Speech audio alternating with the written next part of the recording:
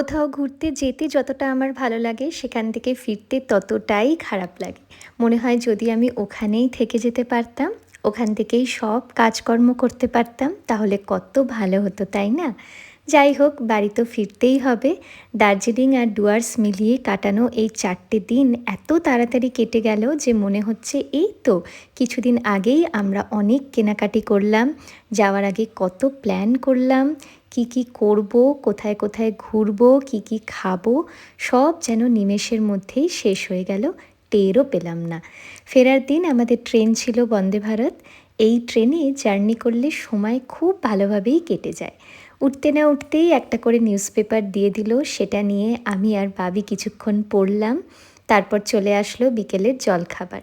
Snacks ট্রেতে ছিল চায়ের স্যাশে, পপকর্ন, একটা খাস্তা কচুরি, চিড়ে ভাজার প্যাকেট আর একটা রিয়ালের জুস। চিড়ে ভাজা দিয়ে ভালো করে চাটা খেলাম। বিকেল হলেই এক কাপ ভালো করে চা না খেলে মনটাই ভরে না। একটু পরেই চলে আসলো আমাদের ডিনার।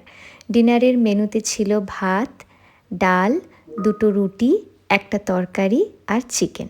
আমি নর্মালি রাতে রুটিই খাই, কিন্তু এই রুটিটা খুব শক্ত ছিল, তাই খেতে পারিনি। কোনো রকম একটু ডাল, সবজি আর দই খেয়ে নিলাম। চিকেনের দুটো পিসও ভালো করে খেতে পারিনি, কারণ সেদ্ধটা আমার ঠিক মনে হয়নি। শেষে ছিল আইসক্রিম, আমার ফেভারিট। ওটা অবশ্যই খুব আরাম করে বসে খেয়েছি।